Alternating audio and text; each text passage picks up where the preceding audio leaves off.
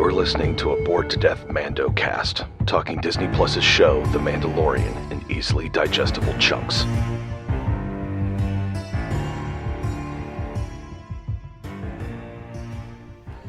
Hello again, ladies and gentlemen, and other assorted gender assignations. Welcome back to the bored to death Mandocast. It is I, Jay Winger, and I am still by myself at present.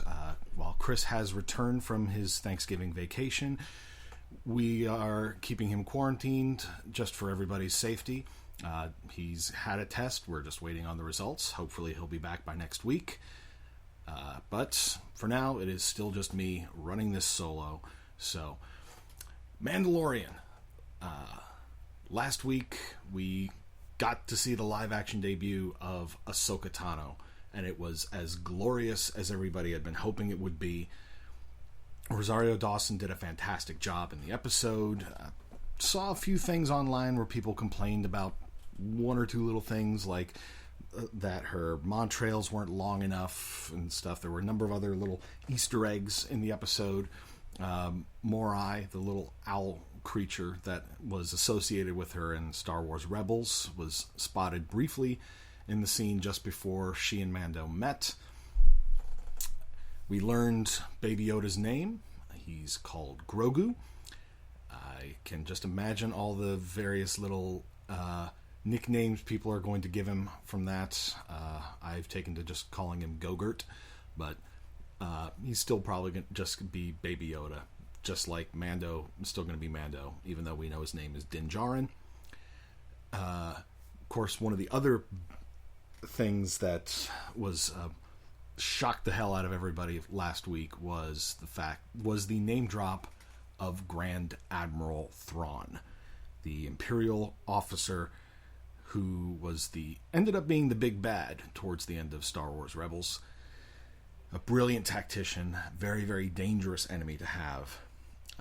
His fate was left somewhat up in the air at the end of Rebels, just as was the fate of Ezra Bridger.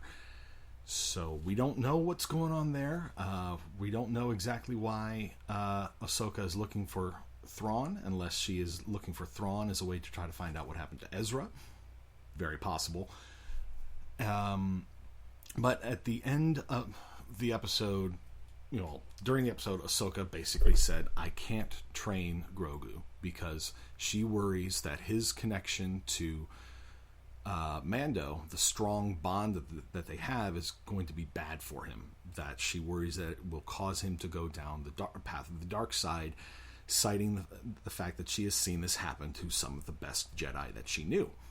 She doesn't name names, but anybody that's watched the Star Wars saga knows she's talking about Anakin, who became Darth Vader. Now, we don't know what the connection between Thrawn and Moff Gideon is. We don't know if Gideon is technically the one in charge because he's a Moff. It's one of those things that's very much not entirely clear to most casual fans of Star Wars. I'm sure that there are Star Wars nerds out there who have who've read every single book and devoured every single piece of expanded media that's out there that could answer this more easily, but even then it's not always clear. Regardless, we don't know the connection between Gideon and Thrawn, but knowing Thrawn is out there definitely raises the stakes. But Ahsoka told Mando to go to the planet Tython, where there's a temple with a strong connection to the Force, to put Grogu on the Seeing Stone at the top of the mountain and have him reach out through the Force. And if there are any Jedi out there, she told him, they should feel him. But she warns him there aren't many Jedi left. We know that Luke is still out there, because this takes place before the sequel trilogy, so Luke is still alive. I worry that there might be dark side users out there that might pick up on that. One of the other things that I found out since watching the episode last week is that the planet Tython was in Knights of the Old Republic, or one of the Old Republic games, and it was the starting planet, the tutorial planet for the Jedi. So that's another case of them bringing something from expanded media that whose canonicity is somewhat in the air and bringing it into official canon. They did that with the Crate Dragon in the first episode of the season, and now they're doing it with Tython. So we may see other references getting thrown out there. If Chris were here, I'm sure he'd probably bring up Darth Bane and some of the other characters from the Star Wars games that he's aware of. But, so yeah, already pretty hyped. Want to find out what Gideon is up to with his, whether they're Death Troopers or Dark Troopers or whatever they were. Whether he's just trying to make Force-sensitive soldiers like the Shadow Troopers from Jedi Knight 2, or if he's trying to just make, or if it's actually him trying to make the Snoke clones. We don't know. This episode, Chapter 14, I think from what I've seen online today, it's called The Tragedy. And I suspect that we're also going to see Boba Fett pop up again. Again, details aren't entirely clear. I have avoided spoilers as much as possible. The blurb on Disney Plus just reads, "The Mandalorian and child travel to an ancient site," which suggests that they might be going to Tython. However, the screenshot for the episode shows Mando back on Navarro and in the magistrate's office talking to Cara Dune. So might be going back to Navarro, which means they might cross paths with Gideon again, because Gideon knows that they've been there. There's an Imperial informant on Navarro. And so yeah, there's a lot to unpack. There's a lot going on. We're getting into the last few episodes of the season. Probably we're going to have another 2-part finale, if I have any guess. But yeah, so I'm eager to find out what's going on here. So that about wraps up this intro. So I will see you after the binge. Hey, while we're watching this episode, you should go ahead and toss us a like and subscribe. If you want to reach out, do it via our social media on Facebook or Twitter at BTD_Bingecast. The Bored to Death clan is part of the CKCC Radio podcast tribe, including J Bunny's Music Hub, the Race Nerd Podcast, Real Paranormal Talk, Ranking Tracks, Motivational Moves, Girls Who Like, and The Nerd Table. Imperial credits may not be worth much, but remember to support CKCC Radio on Patreon. I have spoken. And I'm back. Holy crap, was this an episode? So they get to Tython, and Mando touches down. They find the henge with the Seeing Stone in it. He sets Baby Yoda down, and while he's waiting for Baby Yoda to basically do something, because Mando thinks it's like some sort of machine or whatever. He's looking for an on switch. Baby Yoda's just sitting there not doing anything. And then we see a ship arrive, and that ship is the Slave One, the ship of Boba Fett. Star Wars fans, I'm sure, while watching this episode, have promptly started losing their shit. I am 100% certain of that. And by this point, Baby Yoda goes all golden child, starts like communing with the Force, has like a full-on like beam of light shooting up out of the Seeing Stone that Mando can't get through. So he's like, I'll go buy you some time. Goes and encounters Boba Fett. Tamir Morrison, again, as Chris and I noted in episode 1 of this season, Tamir Morrison is the guy that played Jango Fett in the prequel trilogy, and all the clones in the prequel trilogy, and in the edited editions of the main trilogy later provided the voice for Boba Fett. And here, well, we finally get a better look at his face, and yeah, he's been through the wars. His face is he's got a bunch of scars all over his head, and He basically tells Mando, "I want my armor back. It belongs to me. It was given to me by my father." And then furthermore establishes that it had been given to his father by Mando's forebears, basically meaning the Mandalorians gave Jango his armor. Later in the episode also reveals that Jango fought in the Mandalorian Civil Wars. I don't know a whole lot about that aspect of Star Wars history in the expanded universe settings or whatever. It says a lot to me about what may have happened that caused like the Children of the Watch to maybe split off from main Mandalorian culture or something. I'm not sure, but it basically confirms Jango got his armor legitimately. That was one of those things that I think in Clone Wars, the Mandalorians that we met emphasized that Jango was not a real Mandalorian, which suggests to me that he got his armor through fighting for the side that lost, probably. Regardless, he tells, Boba tells Mando, "Hey, basically give me my armor, or but because I have a sharpshooter up on that ridge, and if you try to shoot me, they'll shoot." Also, Mando basically is like, "I could kill. I'm wearing Beskar. I could still drop you both. By the time they pull that trigger." Boba says, "They're not aiming at you." And then we find out that the sharpshooter is Fennec Shand, the criminal that Mando and the guy from the Gunslinger episode, whose name I can't remember right now, the cocky son of a bitch, who ended up getting killed.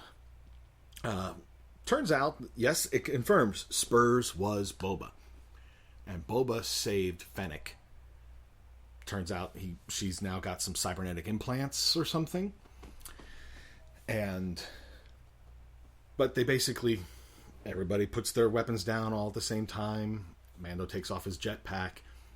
And basically the deal that Boba and Fennec make with Mando is give Boba his armor back, and we'll make sure that the child is safe. Because they mention there's a pretty damn high price on Baby Yoda's head. While they're trying to negotiate, another ship arrives. It's an Imperial dropship. Bunch of stormtroopers start pouring out. Mando goes to try to get Baby Yoda, while Fennec and Boba start holding off the stormtroopers. And Fennec's a good shot. She's freaking aimbotting like crazy, which, given she's part cyborg, given that she's a cyborg, could be literal. But Boba basically shows exactly why he was one of the most feared bounty hunters in the galaxy. Because while he only pretty much has a long-bore rifle that looks like it's a single shot, he's also carrying around one of the Tusken Raiders' Jaffa sticks, or whatever they're called. And he proves he can whoop some ass with that thing, because he just starts kicking ass and impaling them on the spear end of the thing, cracking their armor with just swinging it around like a Louisville Slugger or a freaking golf club. It was damn. And eventually, Mando and the others send the stormtroopers into retreat. Boba, by this point, has gone back to the Razor Crest, gotten his armor, comes back, kicks a bunch of ass with it, showing off all the various little gadgets he's got on it. He's got like a Deadshot style gun built into his gauntlet. He's got a couple of little mini missile launchers in his knee pad. And of course, he's got that big ass rocket launcher on his back, which he uses to shoot down the drop ships when they try to escape. Blasts one of them, and it crashes into the other, and they both go down. Which led to a funny little moment as Mando says, "Nice shot," and Boba just goes, "I was aiming for the other one."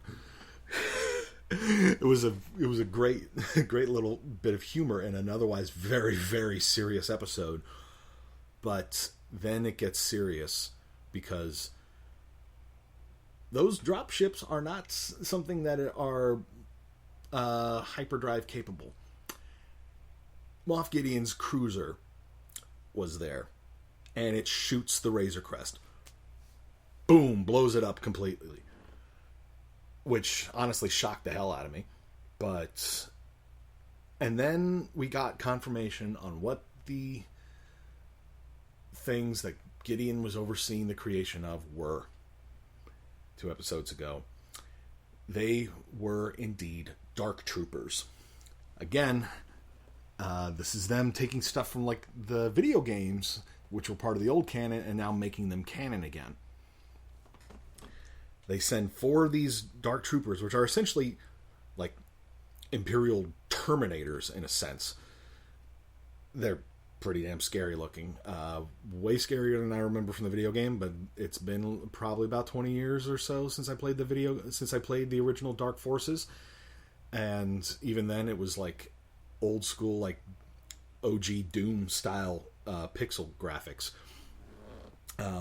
But Dark Troopers land just as Baby Yoda finally stops communing with the Force and just sort of falls asleep. One of them grabs him and takes off. Boba, by this point, has gotten in his ship and is about ready to shoot him down when Mando calls him off. And then basically heads up to see what they're dealing with, sees an Imperial light cruiser, and is like, the Empire's back. And so Empire gets away, Gideon gets away with Baby Yoda. And next thing we see, Mando's basically picking through the wreckage of his ship. There's not a whole lot there. It got atomized. The only thing that survived was the little gear knob thing that Baby Yoda loves to play with. And we got a little scene of that earlier in the episode as Mando sort of took it from him and was like, all right, let's see you do it again. And Baby Yoda's playing with it. And the only other thing that survived was the Beskar spear that Mando received last episode from Ahsoka Tano. He basically, he then goes back to Boba and Fennec. Boba shows off a little thing, basically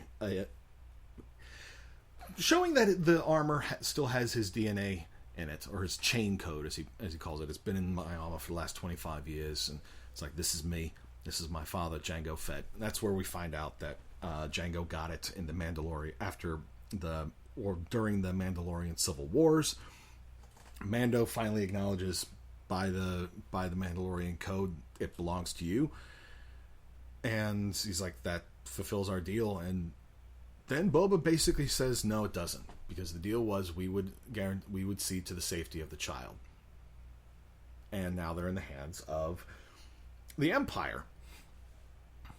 So, what do? They take Mando back to Navarro in the Slave One, where we find out, where he does meet with Cara Dune, and we find out that the little medallion thing that Carson gave her a few episodes ago was a badge. It was literally her Marshal of the New Republic badge. It was basically just Carson saying to her, hey, you're doing good work here. This will make it official that you're, so you won't run into any more trouble with us, I guess. Mando basically explains that he needs help. He's going after Gideon, and and then he says, I need you to look up somebody in the prison records.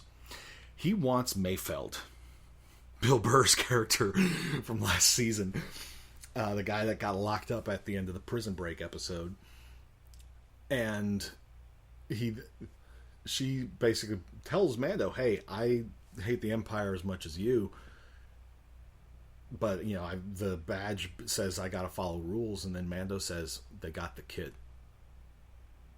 And you can tell Cara Dune is ready to lace up and grab her gun and start whooping some ass. But the finale of the episode is on Gideon's ship as he goes to check on their quote-unquote asset, aka Baby Yoda, who was basically going ham on a couple of stormtroopers that were guarding him, just literally using his force powers to choke them and throw them around the cell. And Gideon just watches as eventually the two troopers fall to the ground and Baby Yoda slumps over. And Gideon just... Giancarlo Esposito does a fantastic job being such an evil scumbag. He just sort of taunts Baby Yoda about how it's like, you've gotten better with that, but it makes you oh so sleepy. He shows off the dark saber to him. He's like, have you ever seen one of these? And he just, when Baby Yoda sort of reaches out for it, he's like, you're not ready to play with one of these yet. You could put an eye out. And they stun Baby Yoda, slap a couple of cuffs on, restraints on him, and is like, call Dr. Pershing. Encrypted call Dr. Pershing. We've got his donor. Oh my god. This is like... They are recanonizing so much stuff from the video games now, which I'm 100% for. There's a lot of stuff in the video games that I would love to see pop up again. We don't know who or if Baby Yoda was able to get in contact with anyone through his Golden Child meditation on the rock. But if they're bringing in Dark Troopers, if they recanonize Kyle Katarn, I will probably start screaming my head off because I loved the I loved the the Jedi Knight games. Excuse me, my voice suddenly went out on me. Okay, so we've got 2 more episodes left in the season. Next episode is presumably going to be Mando breaking Mayfeld out of prison or his labor camp or wherever he's been sentenced to. They specified where, but I can't remember the specifics right now. Which presumably means we're going to maybe meet some of the other people that Mando screwed over. And there's also the whole fact that, is Mayfeld necessarily going to want to help Mando? Where does Mayfeld's loyalty really lie? He's ex-Imperial because he was working with a bunch of criminals. We don't know if he has any loyalty to the Imperial remnant that Gideon represents. And on top of all this, we've got who, if anybody, did Baby Yoda manage to contact? What is Gideon up to with Baby Yoda, Dr. Pershing? What are they trying to do? Are they trying to create Snoke? Are they trying to make Force-sensitive clones of volunteers? Grand Admiral Thrawn being involved in all this also raises another question. As in the original Thrawn trilogy by Timothy Zahn, there was this a type of creature. I think they were called Ysalamari or something like that. Basically, these tree sloths that repelled the Force. Basically, somebody that wore one of these things on a backpack would be immune to force wielders. And there was another thing that Thrawn was involved in the Thrawn trilogy. They found a clone of a Jedi Master from the Old Republic, or at least pre-Galactic Civil War Republic, named Joros Kabath, whose clone was basically insane. The intent was to make the clone the new Emperor, sort of thing. It's been years since I read the books, but they were very good books, and like I said, they're recanonizing a whole lot of this stuff, and I'm loving how Jon Favreau and Dave Filoni are writing all this, especially Jon Favreau, and the direction of the episodes has been great. This one was directed by Robert Rodriguez, which was awesome to see. I kind of already knew that from stuff I saw online today before I was able to get home to watch this episode. But Mandalorian is so good. It is so good. Like I said last week, it is the best thing to happen to the Star Wars franchise in a very long time. And I am all for this becoming essentially the new sequel series to Rebels. Although I keep hearing talk that they may be doing a sequel series for Rebels. If they are, that's awesome also. Oh my god. I'm wondering if we're seeing the beginning of the First Order developing here, or if we're going to see this Imperial remnant fall, and then the First Order sort of rise from all of this. Regardless, they are putting the pieces on the board for something big, for not just the conclusion of this season, but what's going to happen in Season 3. Because there's no way they're going to be able to wrap this up in a neat little bow for just a second season. Mandalorian is gotten everybody talking. It's what's made Disney Plus viable for Disney. Or at least it made it viable for the first year. And now that Disney is shifting their strategy for releasing new content, that they're going to be using Disney Plus a lot more to release new movies and TV series and so on. Mandalorian is a key part of all that. So they're not going to wrap this up in a neat little bow. They are going to go for a Season 3, and I'm very excited to see where that's going to lead, because it is so good. I'm sure there's probably a lot more that I'm missing. Again, this is where I really wish I had Chris around to bounce off of. And I'm really hoping that he'll be released from quarantine by next week, so that we can have a nice big super episode to kick off the conclusion to the season with the next episode. Even though next episode is the penultimate episode of the season, it's still going to be really, really awesome. So yeah, Mandalorian remains awesome. It still manages to get you going. Oh my god, with major events. I love it. I love it. But that about wraps it up from me. So that concludes this edition of the Mandocast. I'm Jay Winger, and I will see you next time. This is the way. Thanks for listening to a Bored to Death Mandocast. Be sure to check out all the episodes of The Mandalorian on Disney Plus and give us a like and subscribe. This is the way.